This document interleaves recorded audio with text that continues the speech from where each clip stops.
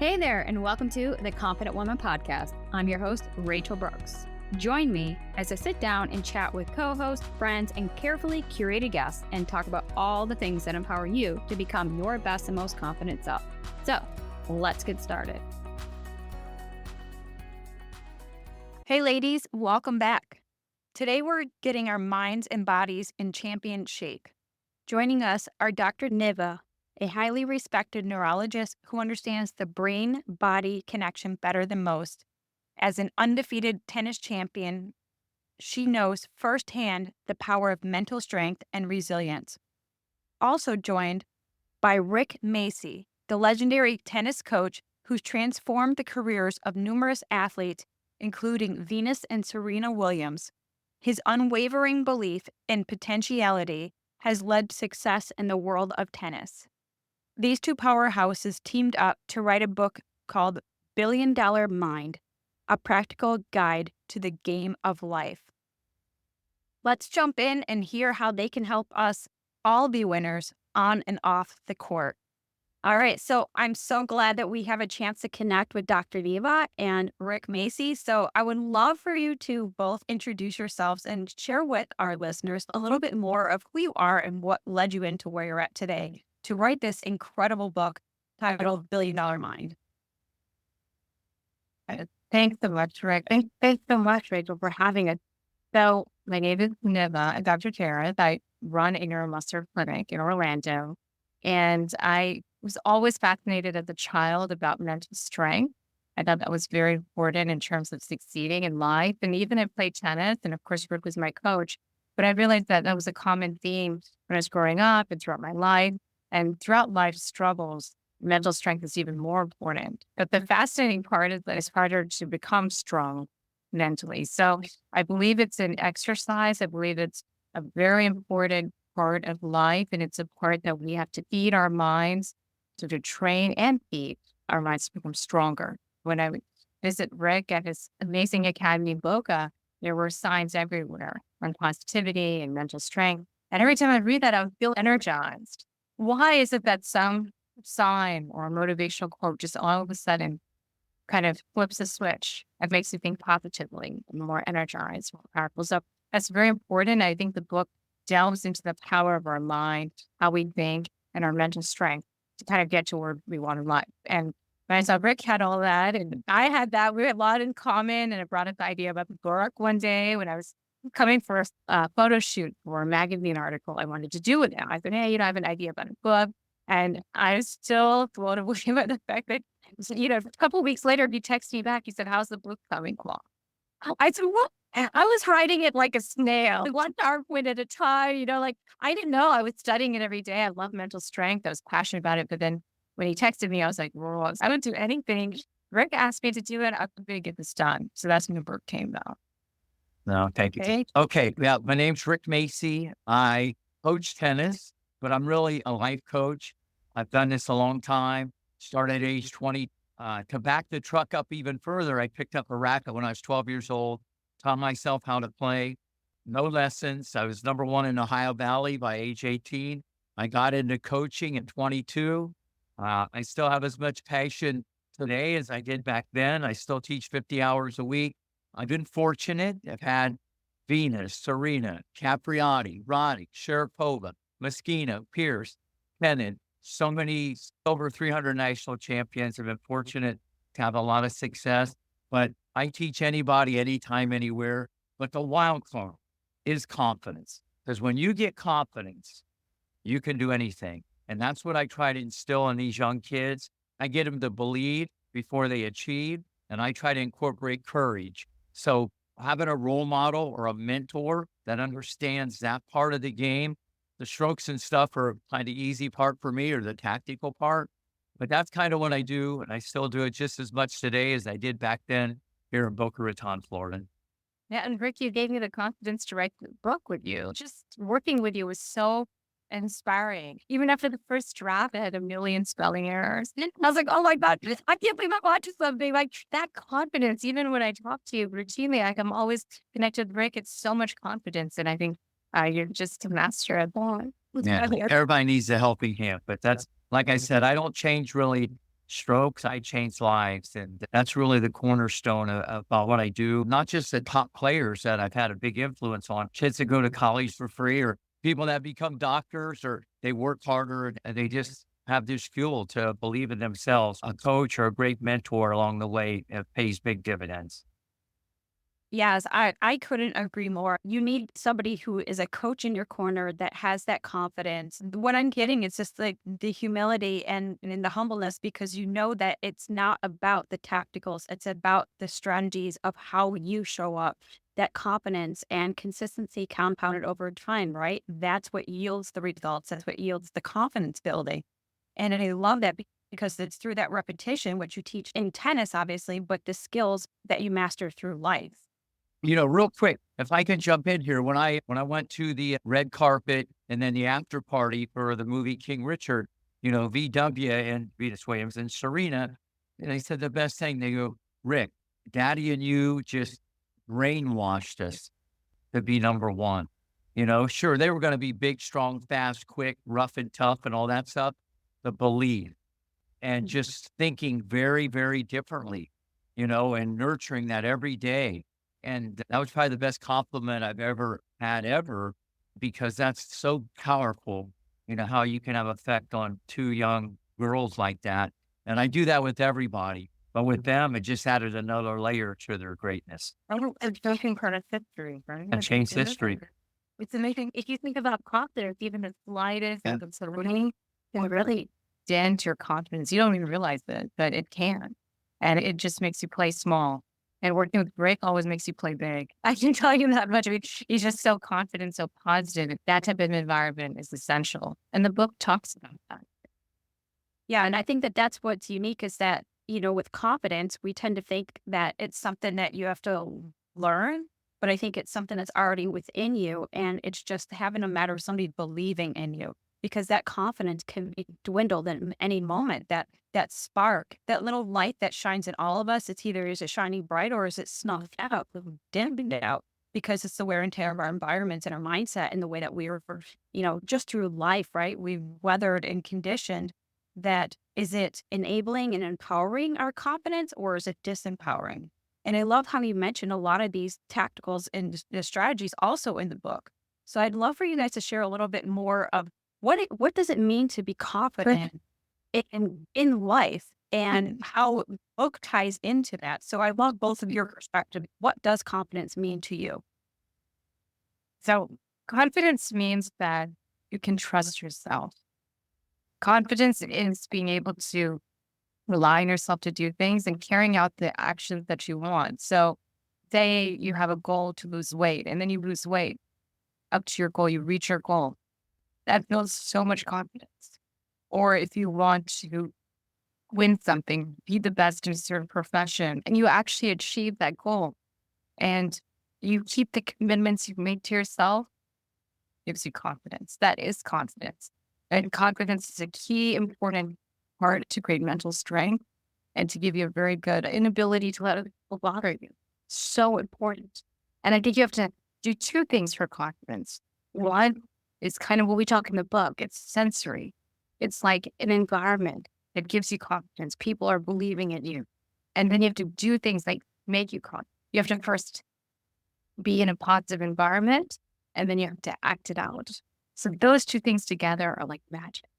It's so important to build those things. And it's almost like eating and then exercising, right? We have to have a good diet and then build our body. Same thing. You have to have a good mental diet and feeding ourselves with positive things. And then we have to act it out. And some of the things we do in terms of exercising or confidence, like mental exercises do, is you can look in the mirror and just say really positive things about yourself over and over. And you can even in a journal write down all the things you've achieved that you wanted in the past year, past 5 years, and be really proud of yourself. And that would be perfect. Confidence comes in all shapes and sizes. And to me, it's a choice.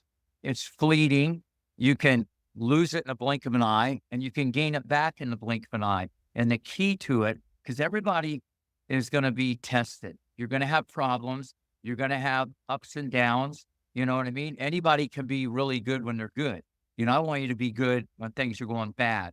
And so I look at confidence as a choice, and I try to change everybody's perspective and keep as much confidence in them as possible. This is how I try to train people. And that's kind of how I've trained my own mind, that I control the situation. Nothing's going to control me. Because confidence to me is so loosey goosey. And you can even see that in sports, how momentum changes. And it just, that's the toughest thing, to keep the belief. But I think everybody has to understand you're going to be challenged, but you can't let other things affect it. And people just have a deeper level of belief that affects that confidence. And that's what I've seen, not just in sports, but business and everyday life, but and it's okay to have a helping hand or have other things help you and keep that confidence. But when you understand it has to come from yourself. And like Niv said, reading positive things, hearing positive things about yourself, saying it to yourself, I am good, instead of letting everything control you and making you feel a certain way. Why are you always happy? That's kind of a choice. Everybody has the same problems. If it rains or it's sunny or people are yelling, there's many things. And so I think people have to take a step back. It's a choice. You want to be positive or negative? You want to get better? You want to get worse? Everybody needs a helping hand and they need to be inspired, but it's really a choice. And if you can look at it in those bare bones, it's really going to help you a lot. I like how you broke it down with the positive reinforcements, and it's a choice. Everything that we decide from this moment on will dictate and determine our life and our livelihood, right? So everything comes down to a choice. So having those positive reinforcements from the people that you surround yourself with, to the thoughts, to the achievements, everything kind of documented to give proof and evidence to support you in those buckets, right? Because we have two buckets, whichever ones we're filling is what is now shaping our reality. So I'd love for you to explore a little bit more into what led you guys into writing this book and then the challenges that came along with it. Before we answer that, let me just back the truck up one more time. This is really important, especially with what I do. I make kids try things and do things that they never thought they should try or do, maybe until they get a little bigger, a little older, a little more experience. And then once I make them do it and they fail and they keep doing it and then they make it, they get the big C, which is confidence. Now they do it on their own, whether it's in out of the basket or a practice match, and then they take it into a regular match. Have to put yourself in positions where you're uncomfortable so you can get comfortable. And then that triggers confidence. Like winning breeds winning, So everybody needs to not be afraid to fail and do things. And so in my situation, I make kids do things and try things they never thought they would try until maybe they're older, bigger, or stronger, faster. That's why I've had a lot of kids become really good, really young, whether it be in junior tennis or on the pro tour at an early age. They're doing an adult-like thing as a kid, and the cornerstone is confidence. Now to the book. Go ahead. You can answer that question. Give me time. There you go. So, Rachel, you're asking what triggered the book in general, and who is it generally intended towards? So there were big picture concepts here, but throughout the years, I knew mental strength was important. Of course, trained at Harvard, Mayo Clinic for medical schools, having big names behind me. I knew that when I could study and get these high scores, I was like, yay, and I could win tennis matches. All that was through mental strength. I knew that was important. There's always something lacking with me in my mind. I knew there was a little bit of an issue. I was like, okay, I'm not as productive as, I had a friend in Mass General who could stay up all night, see hundreds of patients, and write a book. And I was like, how is he so productive? I'd always think like that. And then I was kind of curious about, I had issues with, I was not always successful with people because I was different. I was always working hard, I had a different diet. I was just different. And I had heartbreaks, with people because some people would just not be like me. And I could never understand that. I was always failing. So I realized wow, I have an idea for this book because I need to be able to recover from heartbreaks or emotional pain. I realized I was like, why was I in this kind of loop, mental loop where I was constantly beating myself up about a relationship or something that was not working right or being disappointed in somebody else.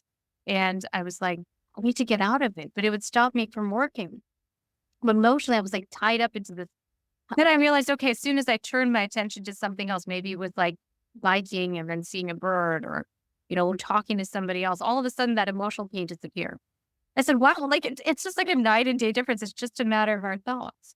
And then I realized that we can help people with a book because our thoughts can be easily programmed to the way we want it. We can recover from heartbreak and pain by our mind and our thoughts. And then I realized that again, I play tennis and I was like, well, Rick, probably does this all the time for a living. I mean, it's so important for tennis players because we're playing individually. We don't really have anybody else to talk to on the court.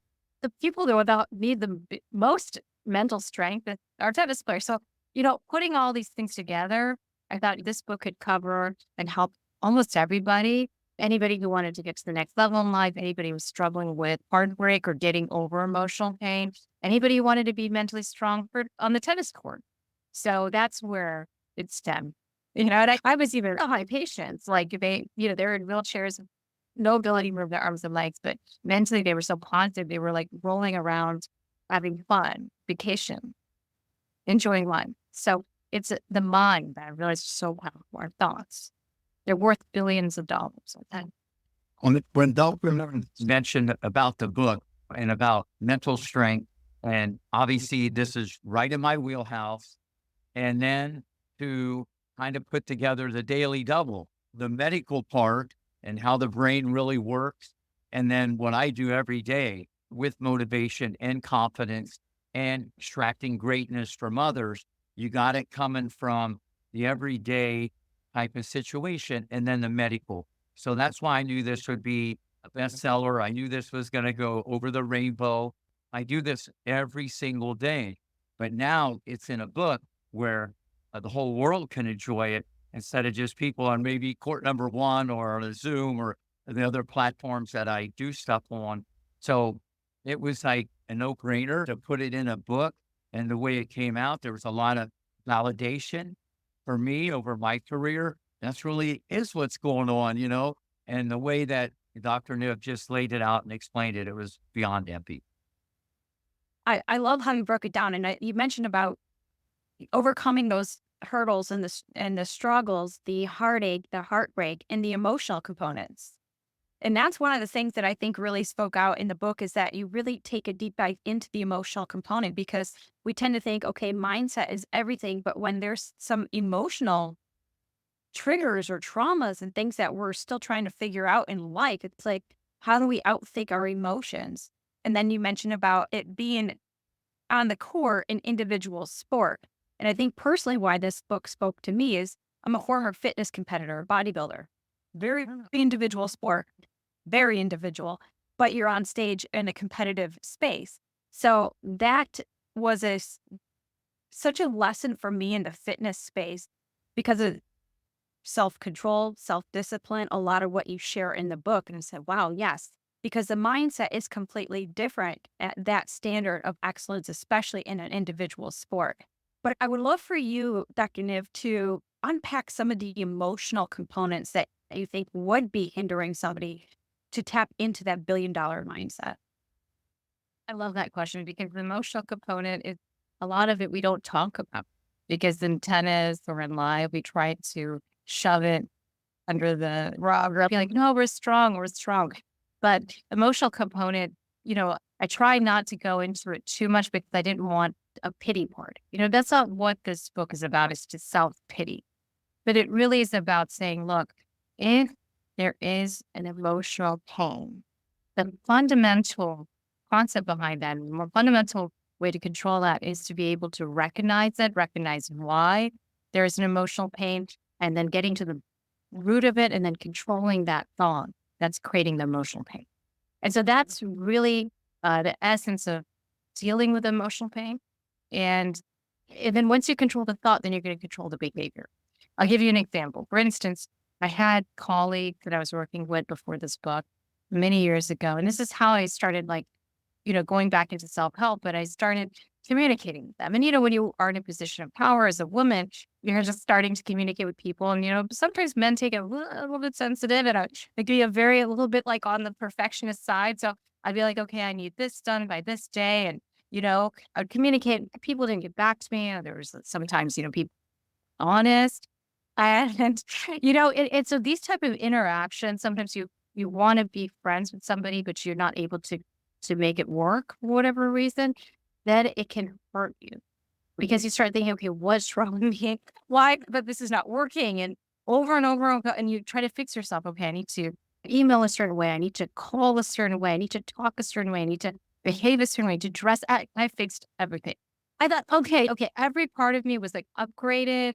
I tried to fix myself and I tried to improve me so I could connect with, other people I was working with. But it still didn't work.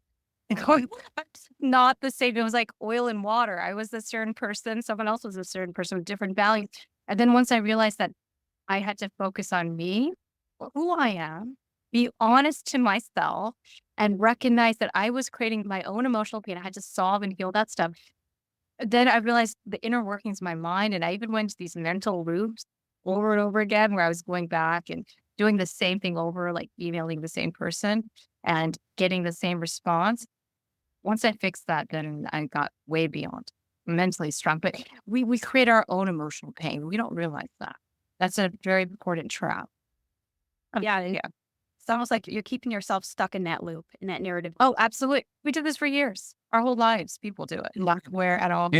Talking a little bit about like emotion or frustration or whatever, when you're playing a tennis match, you're going to lose. You could actually lose more points and win the match.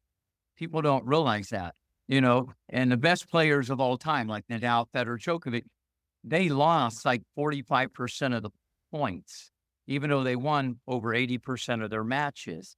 So there's going to be failure all the time, and you're going to lose points, and you're going to have an emotion go through your body, this feeling. Now, they train their mind, greatness, like the best of all time, like Serena and people like it didn't even happen. Okay, that's mind control. It didn't even happen. And that's crazy stuff. And that separates great from good. When you're at that level, it didn't even happen. When they're in such a routine, they become a machine. This is what I try to tell the students. Look how they respond after failure, after an emotion. They double fault or they lose a 20-ball rally. Look how they handle it. Now, you can get mad if you get determined, but most people get mad and then more mad. It's mind control, it's perspective. So dealing with the emotion, there's many different ways to deal with it. And greatness at the highest level in any sport, all right, they've mastered it. And what I tell the kids a lot, and they all answer it the same way. If you hit the ball into the net, say I'm talking to a 12-year-old, if you hit the ball in the net and you were hitting with Alcaraz or Nadal or Federer, and you hit in the net, you're going to feel a certain way. But if you hit the ball in the net and you're hitting with an 8-year-old, you'd feel a certain way. But it still went into the net, and this is how the mind tricks us. It's mind control. So dealing with emotion is a wild card, because if you can't do that, then your confidence is going to get chipped at on a regular basis. Well, and I think it's not, you were saying, not just from fourth, we talk about It's like not to do with tennis. It's how you handle every situation. You could have the same thing happen to 5 people and all 5 would respond differently. You could respond positive and become almost what I call bulletproof. You don't stress out, and then your confidence doesn't get attacked. I'm just telling you, it's like, well, you got to train yourself. You got to take the stairs, not the escalator. It's not going to happen right now. And everybody is impatient, and that's the problem. It's brick by brick by brick, and before you know it, you got a beautiful, confident house. Right. And so what are some of the tips that you can give to overcome that adversity in the mental state? Because as you said, you can hit the ball into the net against the greatest player or an 8-year-old, but the ball hit the net. So how do you differentiate between the two and control that mindset to now focus on, let's just pick it back up and keep going, so that we don't dwell on what happened, but what could be next? Like, pick yourself back up, that resilience. I love this question because it's really in my wheelhouse. The ultimate flip mentally, when you make a mistake, you can smile, because smiling has a profound effect on the nervous system. Besides what it's going to do to your opponent, they're going to go, "Oh, what's this dude up to?" And that's Alcaraz. He's a Broadway performer with a racket in his hand. That's why I called it long ago where this was going, because mentally, besides all the physical stuff, it was just a different guy. So that's the key, but it's hard to do. And if you're all about the competition and you're all about loving the battle, you handle pressure better. So I try to explain it very, very differently. And, instead of saying, "But went in the net against it," no, I don't even go there. I talk about they control this by responding differently. That's why, like Dr. Nip said, you're out there by yourself. When you play doubles, people are very different. They have a therapist on the court. They make a mistake. They come up, they hug, they kiss, everything's fine. And that emotion's gone. You're letting other things control you. And they respond very different on mistakes in singles and doubles, but it's still a mistake. I train them to think like this, and that instills enormous confidence. And that overall affects the mental toughness, not only of an athlete, but of a person. Because you got to be able to handle things, and how you handle it is your perspective of how you can flip it and turn a negative into a positive. And that's the hardest thing to do. You got to control the situation. Don't let it control you. But it takes time. It's hard to just wake up one day or be born that way. Your environment has a lot to do with it. What you read, what you put in your mouth, what you put in your head, all this stuff can have something to do with it. But you got to take a step back and understand that it takes time, like anything else. Good things in life take time. I love that. You're right. And it's about flipping that script over and over again, because of everything that quote unquote bad could happen, there's always a good to counter that. And it's where we shift our focus, shift the narrative, flip the script. And now it's like that resiliency to back up. Yes, the ball hit the net. So what? Let's move on. So keeping that mental fortitude and strength going. I love your take on that too. Yeah. Well, when people hit the ball like 10 feet out, or they hit it a foot out, they respond differently. Let's wow. Or hits a frame and it goes out, or it goes out a little bit. They think it's a worse miss because it hit the frame. There's difference in positive errors and negative errors. If you got the right intention, I tell the kids all the time, that was a positive error. It's kind of silly when you start getting into it like that. It is what it is. And the best thing I tell them is next. If you have to remember to forget, I think that's the number one thing in life and sports and anything. You want to remember the good stuff, obviously, but you got to remember to forget. If you don't have a short memory, you're going to live in the past. And I guarantee you'll get past. Now it's your serve. She nipped and serve. Your serve. All right. That's great. So we're talking about, I love the concept of flipping it. We have a chapter in the book, it's important to flipping. But I think, in modern world, the real world of sport, it kind of it's serious because you're by yourself, it was important, and really feel a lot of ownership for everything. And then my world is a little bit different with death and dying. And so when that happens, patients, I think this book is really great for that, where people are not able to do the things they're doing before because they're sick. Sometimes now it requires a desire to reframe. If you want to so everything has to be reframed and looked at a different way. For my patients who have 4 to 6 months left to live, they got to look at life differently, and they've got to really enjoy life, enjoy every single moment. That's going to improve their quality of life, their mental strength, and what they're doing every day. Sometimes they get so caught up with the disease, they forget what life is about. And the same thing happens when people are not able to run, the miles that were running before, and now they can just walk. The fact is they have to reframe all of that. Part of reframing, we've always talked about gratitude. It's so important to be grateful for what they do. When they reframe it, it just changes their whole perspective. Yes, because it's almost like what we focus on can limit us. And being in your space with your patients, you got to bear some bad news and not let the news be the determining and defining factor. But it's like now it gives a new purpose for living. And that's the reframe of the mindset. So I love how in two different scenarios, the lesson is still the same. Is that I love that. And so when we talk about overcoming limiting beliefs or self sabotage, what are some of your tips to help build that self esteem and that self confidence? Because we can really keep that focus if we're not in the right mindset. Yeah, I think the number one thing, most people are kind of afraid. I think everybody should try to ask for help. You know, that I think that's really important. People, they might look into something and then you get more confident. You got to it's hard to do things. "Oh, I can't do that. Look at that person. I can never do that. You know, they don't understand. They were right where they are today and they had to take the stairs. No one just zips up there to the penthouse. So the number one thing would be ask for help, you know, and, don't be afraid when you ask for help. If you get rejected, that's part of the journey. If you would see all these people that are very confident and whatever they do are successful, they failed so many times. They've been rejected so many times.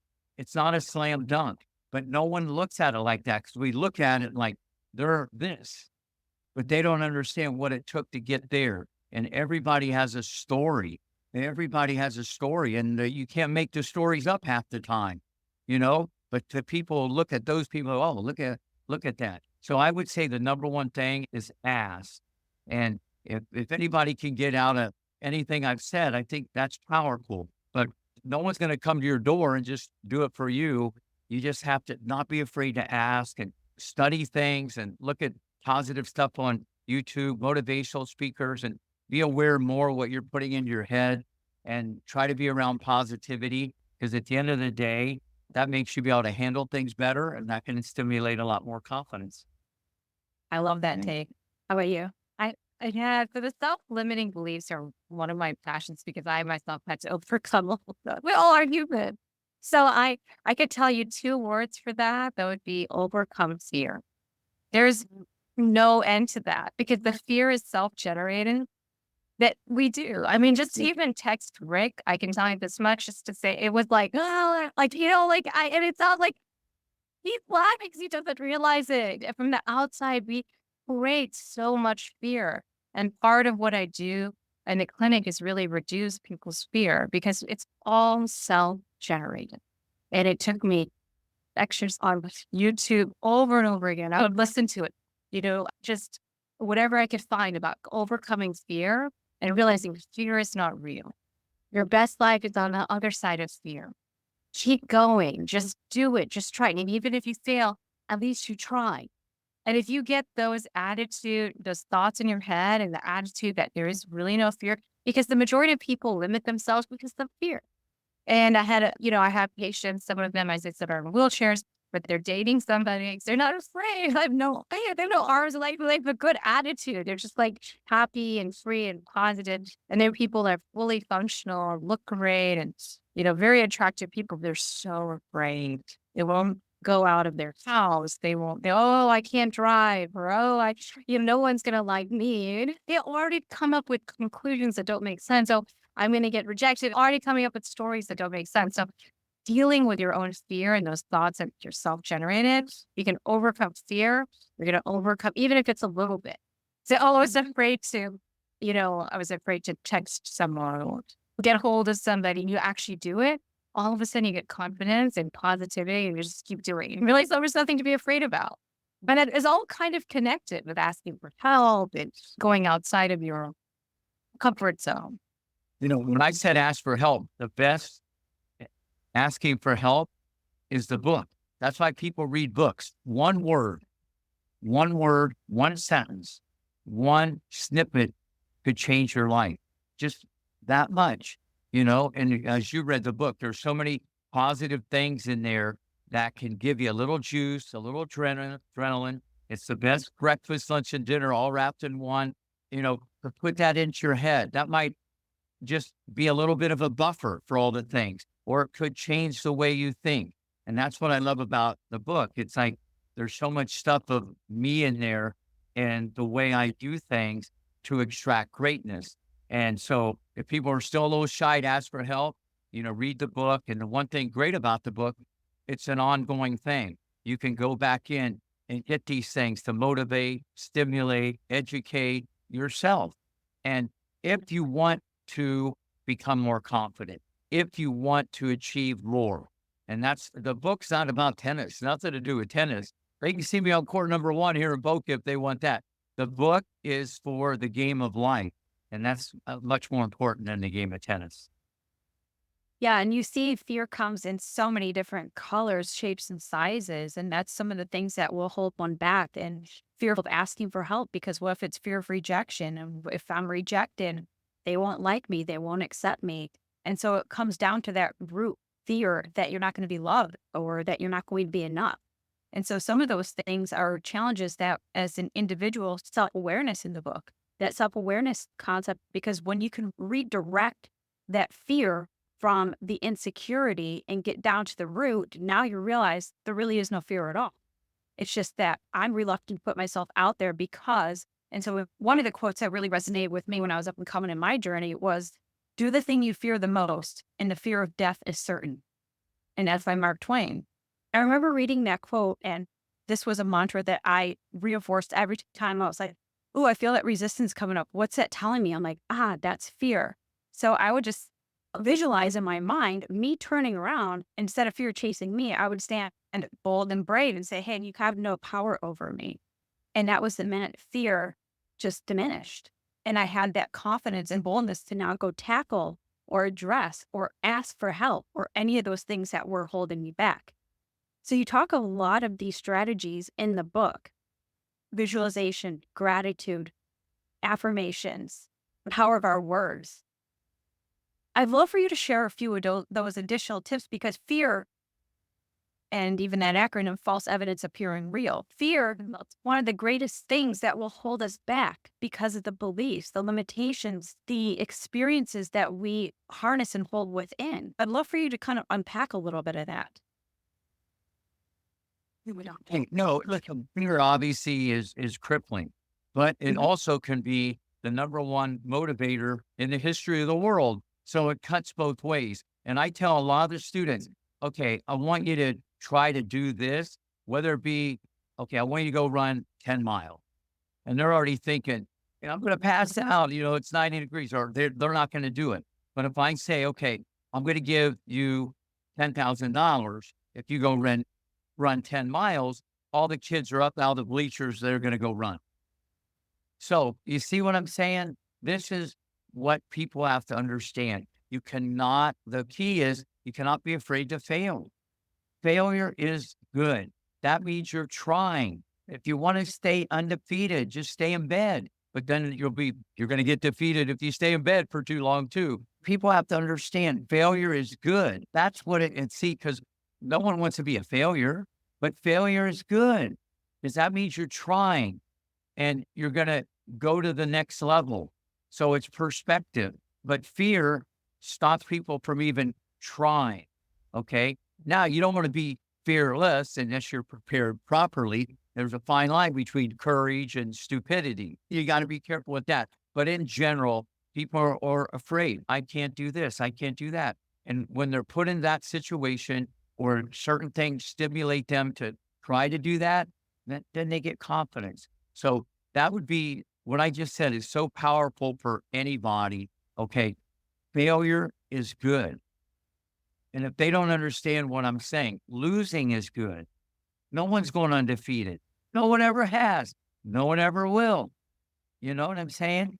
It's crazy. A perfect example. Okay. I'm going to throw in the tennis here. This 10-year-old video I have of Serena. Everybody has seen that video. And I probably have had 20,000 parents around the world that have seen that video when she was 10 and said, my kid's better than that. Because they were looking at the outside of the book. Okay. And you don't judge a book by the cover. You know what I'm saying? They saw arms and legs and hair and beads everywhere. And she was all over the place. They couldn't see what was inside. There was a rage. There was building confidence. There was a Compton street fight. She had all the inner qualities already in there prior to Rick Macci. Okay. And that's why I took a chance on her and VW because I knew they'd be bulletproof. You can learn the other stuff. Now, environment has something to do with it. Obviously, the people you're around, so on and so forth. But that's a big thing because most people, when they looked at that video, that's what they saw. They wouldn't have thought that little girl is going to be the greatest tennis player of all time. They didn't know what was inside. I did. Okay. At the end of the day, I think that shows everybody it's what's on the inside that's going to determine what comes on the outside. Okay. And just to was written about the humor, I think some of the concepts in the book, the clear hits of the book, but it's like visualizations. Think about visualization, that how much that can help with fear. Because if we visualize the positive outcome, that reduces our fear so much. For example, like even, and I said when I was texting Greg, he's not someone, it was about a year, a little more than a year ago. It's not someone I text every day, but gosh, what is he going to say? What if he says no? I actually thought that moment, I said, what if it's yes? And what if this is awesome? Like then all of a sudden that fear disappears because then you're thinking so positively, forget about what's not going to happen. So visualization can be really important. Thinking loops are really important to help with figuring out why there's so much fear. It might have been somebody saying something in the past, your mom, grandma, parents, uncle, who knows, family member or some coach, or somebody saying something to instill fear in you or an event that hurt you or trauma. So that kind of stuff is very important to go back and figure out why there's fear, and that will help get rid of it. I think one of our schooling systems, I think it's great to go to school. Obviously, I went to like Harvard and studied all. But one of the things that I've recognized is that in our school system, we've always been taught that failure is bad. Failure is wrong. Like you miss a point. Oh no, now you get a bad score, right? And it's wondering, that's not what real life is. Failure is actually good. And failure is important. So we don't embrace failure the way it should be embraced. And then we develop all this fear towards failure. So I think recognizing all of this, being aware of it, being aware of how our thoughts are, thinking loops, visualization, amongst many other things, and then not being afraid to embrace failure as a part of life and as a part of growth. Sometimes failure can be something that's going to launch you to the next level after that. And one more thing. She went to Harvard. I actually went there too, but I went there to visit someone way back in the day. So I went there also. But regarding this fear, You're really yeah, part of the okay, this fear stuff. Okay, I'll say it again. I just think reading positive things, hearing positive things, changing your environment, staying away from the negativity, all this stuff gravitates towards confidence. And because it's about the confident woman, all the other stuff can make it tougher. When you have all that stuff, you get on that hamster wheel and you go round and round. It's the same stuff. You got to want to change, different perspective, what you hear, what you eat, what you read, all this stuff, because everybody needs a helping hand. I don't care. That's why the greatest athletes in the world, they have coaches, they have mentors. You don't know what they do when the door closes, what they read, how they visualize, the mental stuff that they do. You just turn on your TV set and see, bang. Everybody has the same problem. I don't care what walk of life. Same problem, different level, different degree. It's the same stuff. It's how you handle it. It's, what you read every day, what you're putting in your head. But some people, unfortunately, like the car crashes. They like the gossip. They like all that other stuff. And all that stuff can take away from you empowering yourself and becoming more confident.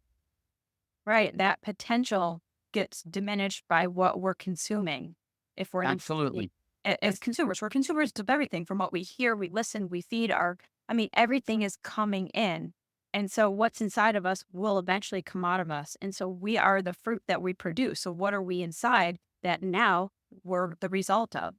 So I love that you talked about fear and failure, which I want to go back to one of the points that you made, Rick, about the road to success. Because when we look at success, we tend to think, again, externally, what we can achieve, how we can get there is a straight shot. But the stepping stones that lead there, and you talked about it's a story. Everyone has a through line. It's a story to success, not a roadmap to success.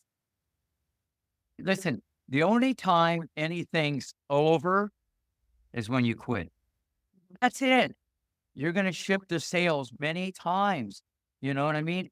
And don't limit your challenges, challenge your limits. Okay. You got to do this differently, but people don't do that. They don't do that. Okay. You should want to get better every day and have that conversation with yourself. Because if you're not getting better, you're getting worse. No one starts at the top. It's step by step, and people have to understand that. Sure, some people maybe have a little better academically, or they're better this and that, but that doesn't mean that can't be you. If you're persistent and you don't give up, the only time it's over is when you quit.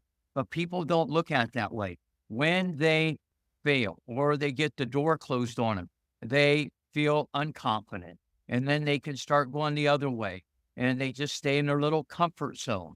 If you stay in your comfort zone, you'll never get in the end zone. Touchdown. This is very important for people to understand how the people at the top, and if they would ever listen to their stories, they would go, I never knew that. I never thought that. That's amazing. They would never think of the journey that they took. They didn't have maybe a mom or a dad. They didn't have money, didn't have this. They didn't have opportunity. We've seen it the other way. Everybody has everything and they don't do anything with it. You got to work at it every day. This is very important for anybody to understand. It's a journey. The game of life gets over very quickly. You can't get back time. You don't want to waste time. It's all perspective, but I want everybody to understand that this takes a long time. It's okay to change your goals. Many people do all the time. That's part of this whole thing. Don't think, okay, I'm going to do this at age 20 and I'll do it to 60. That's okay to do that. But the more different things you try and fail, you'll just keep building and building, and you'll find your niche. Because no matter what you do, if you love it and you have passion, you're going to be the best you can be. And that's what life's all about. Just trying to be the best you can be. That's our goal. Woo. Great advice. And Dr. Niv, what would you love to add to that? Because we talk about personal and professional success and how that success, again, isn't linear. And just because we could see somebody else succeed, we don't know the journey and the struggle that led behind there. So what were some of the points that you might want to add to what Rick shared, but also some of the context that's in the book? Yeah, no, I think personal success is very, very individualized. I think we're always trying to fight against the cookie cutter person, the cookie cutter world, because we're in this routine that nobody else really questions. And then that routine makes us so average. We never ever focus on what we can do and how we can achieve and how we can contribute to the world.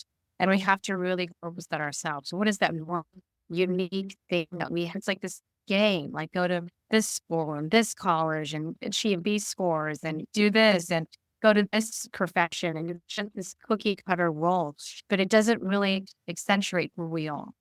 We don't look inside and say, there's something really unique about us. I think that's a very important thing to do, is that self-reflection. We all have trouble. We all have to go through obstacles and things like that. But when we realize what our passion is, and I always tell people, the one way you realize that is when you do it without getting paid. You really love it. During it at night, nobody's telling you to do it, and you just love it. This is something that I figured out, like day after day. I was studying mental strength and thoughts and patterns. I was like, how is it that we can program computers and we can't program our mind? I love that. You don't have to tell me. I'll do it for hours and I'll listen to it. I still listen to it every day. Listen to podcasts all day long on YouTube, because that's really is my passion. When you find your passion, it can be anything, and you can't look back. Nobody can stop you. That is the truth. And being one with yourself is the most important, honest truth with yourself, rather than try to please somebody else. Another exercise you can do is not only just think, okay, what is it that I love to do without getting paid? The other thing is if I were to die tomorrow or die in a week, am I doing what I really want? That's so important. I do that exercise again, because I have patients that are dying. So I'm telling them, are you doing what you want? Are you fulfilling your life? Are you living up to the max potential? Are you enjoying life? Is it full of joy? I love Well, that. and one other thing, that successful people, when success comes in many shapes and sizes, it's not just monetary. They are the hardest workers on planet Earth. Very true. And listen, hard work is never going to Everybody wants a shortcut. You get what you deserve. If you work hard, you're going to feel like you're hardly working. It's very important that everybody understand it. You got to work hard. You can work smarter and you can work better, but you have to try to out the other person. And this is very important for everybody. Unfortunately, most people generally are lazy. Okay. They let other things dictate that. The only thing you got control over, only thing is your attitude, That's the only thing you got control over. Okay. And you got to always remember that, your attitude. And when you can look at it with some of the gold nuggets and gems that we threw out in the podcast today, it's a game changer for the game of life. So this is huge about just the work ethic. I've never heard anybody that was the best in anything and say, I just got lucky and here I am. No, I never heard that. They've worked so hard at one point, and sure, they can monetize it in other different ways and have other people assist. They still work. It's just they never retire. They just want to, because they love it so much and it's a part of them. So everybody has to understand there's no shortcuts. I would love that. So there's no shortcuts. That because we can. Have you ever seen anybody with a perfect body who's not eating perfectly and exercise? No, but humans, we all want the quick fix. Who can achieve a perfect body without exercise or diet? Not possible, right? Same thing with mental strength. It's not possible without working at it. And it's not possible with anything. It's kind of life and any sort of success. Everybody wants the easy way, but there is no easy way, unfortunately.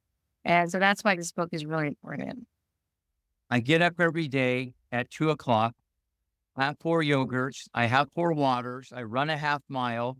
I pet my cat. I come up here in the office. I return all the email. I get everything ready from a business point of view. And I'm usually on the court at 5:00, changing lives, not just strokes. 7 days a week, 50 hours. And still do this at age 69 because I have the passion, the drive. I love it. I have a gift to extract greatness from others. I was put out here not just to show people how to serve, but to serve. I think it's important because I don't even have to do this. I want to do this.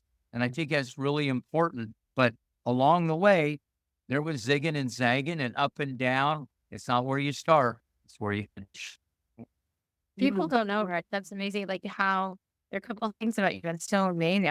I think, but you just eat. I was telling my patients today that you eat like 5 items every day for 30 years, the same thing. Recommend that to people. I'm not. Your health and your body and your, everything. You're just so much, takes so much mind control to eat. That's true. And something. I think the thread. Very She was a bodybuilder. She can relate. You can relate to what I'm saying. Yeah, very disciplined. Yeah, but your whole life still. And that's a whole other thing when we talk about mentor or coach or whatever. I lead by example. I haven't sat on a tennis court in 30 years. I lead by example. I still pick up the ball. So when you have kids under 18 or even anybody, they see that, and that ripples onto the game of life. Forget their tennis game, the work ethic, the drive, the motivation. They might listen more to me than a parent, just because of those life lessons that are there every single day. Then if they have some ability and talent and hard work, greatness could be in the oven. I love that. Yeah. It's just about your discipline, the passion, the enthusiasm. And like you said, Rick, it's like, you don't have to do this, but you get to do that. And that's something that is a gift that you get to give back to yourself because it's self-fulfilling. I think that that's ultimately what you're after. Now, anybody could be successful at what they strive to achieve, but yet is there meaning and fulfillment behind that? And that's sometimes where we see a disconnect. And I think that you tackle this in the book as well about, having that attitude of gratitude and coming from a place of service. And that's, again, flipping the script. And it's the whole narrative of how you as an individual live and lead your life. Absolutely. So as we wrap up today's conversation, I would love for you guys, if there's anything we did not talk about in the book or anything you want to definitely make note of, I'd love for you guys to have a moment to kind of close this up. And of course, tell our listeners how they could find this book, purchase the book, and follow along. that's my life-changing experience for really figure out about your mind and how we didn't really touch up too much about how easily manipulated it is, but everything, like the external environment or internal environment, it could be anything. So being aware of that and being in control is so important. It's a game changer. We have a regular book, we have a journal, we have one for kids. I highly recommend that too. We have a Kindle version, we have an Audible, and a course is coming out soon. So you can also purchase a training course. So if you think about we do a lot of physical therapy and physical training. We're going to be doing mental training, and that'll be online for purchase soon. And you can find on Amazon, books all over the world, as well as Spotify. Not Spotify. There's on TikTok. You can buy it as well. So there's like little shops there and shoppable. So we put the book out in many places where you can buy it. You can also message us. We're all over social media. So you can find us on social media and message us if you want to buy like bigger orders of the book, just as gifts or to change people in the way they. One thing that, besides all the magic from Dr. Niv in the book, there's so many gold nuggets of how I help people and how I think of things to extract greatness. And for people to have all those, it's like 60 hours of private lessons from Rick Macci, but has nothing to do with tennis. Like I said, I'm more of a life coach than a tennis coach, even though we're on cutting edge with biomechanics and all these other things that we do. And that's what I like about the book, because people come back and have said those things. And that's huge. Like I said, one word, one sentence, one paragraph. And even people from the past that I've coached, they come back and they say the exact quote. Because here at the Rick Macci Academy, there's probably 100 signs sprinkled. There's signs sprinkled all throughout the place. People take pictures by it. They read it. The sign is powerful. And I tell them, look, it's a good sign. If you read it, fine. I terrify that. So in the book, like we said earlier, people are kind of aware of what they put in their mouth, but they're not aware always what they put in their head. When they read the book and they keep reading it, one thing can change everything. So the response has been amazing. Yes, I'm so excited. I'm excited for all that's to come. I mean, you guys got a lot of work and love that went into this book, and of course, turning it into journals and a version for children. And now you have your training course coming out. This has been a labor of love, which I could tell because you guys are both so passionate about changing the lives, and it really starts from within in that mindset approach. So I just want to thank you guys for being our guest here on the Confident Warlord podcast. And we look forward to just following along on your journey and being a part of what you guys have and bringing it into the world. So thank you. Thank you for having us. Hey there. Thank you so much for joining me on today's episode of the Confident Woman podcast. If you enjoyed today's episode as much as I did, please be sure to like, subscribe, and leave us a review. Thanks again for listening.